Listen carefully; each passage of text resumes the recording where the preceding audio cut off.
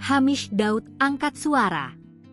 Bantah isu selingkuh, akui sudah sepakat cerai baik-baik dengan Raisa. Hamish Daud diwakili kuasa hukumnya, Sandi Arifin buka suara soal kabar miring perceraian dengan penyanyi Raisa. Kabar perceraian Raisa dengan Hamish Daud belakangan ini sempat menggegerkan publik.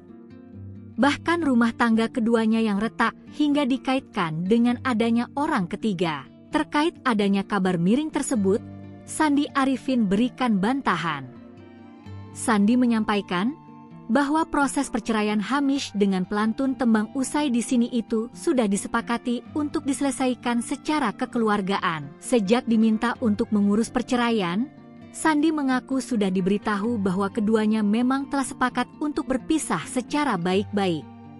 Adapun keputusan tersebut juga melibatkan keluarga dari kedua belah pihak. Sidang perdana perceraian Raisa dan Hamish telah digelar di Pengadilan Agama Jakarta Selatan, Senin, 3 November 2025 kemarin.